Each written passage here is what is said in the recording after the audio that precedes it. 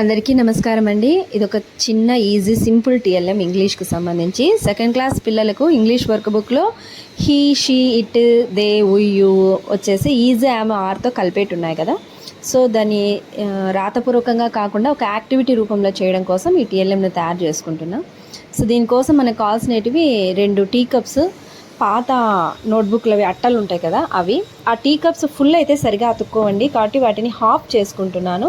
Half చేసుకున్న వాటి మీద ఈ 3 హాఫ్ కప్పుల మీద వచ్చేసి ఈజు ఒక దాని మీద యామ్ ఆరు అతికించుకుంటున్నాను. సో ఇవి చార్ట్ మీదైనా మనం తయారు చేసుకోవచ్చు. నేను ప్రింట్ నీట్గా ఉంటుందని ప్రింట్ తీసుకున్నాను. సో చార్ట్ మీదైనా అతికించవచ్చు. అదేవిధంగా హీ షీ ఇట్ ఉన్నాయి కదా, వాటికి బ్యాక్ సైడ్ వచ్చేసి టూత్ పిక్స్ను ఫెవికాల్ సహాయంతో అతికిచ్చేసేస్తున్నాము.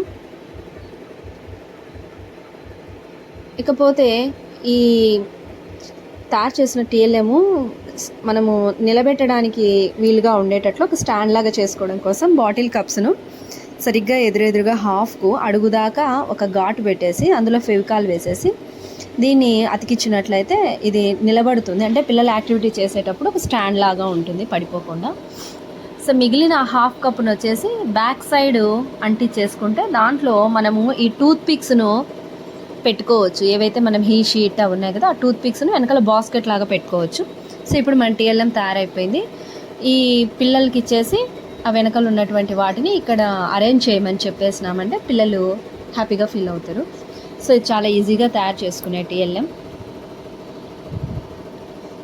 యాక్టివిటీ రూపంలో అయితే పిల్లలకు సులభంగా అర్థమవుతుంది, జ్ఞప్తికి కూడా ఉంటుంది.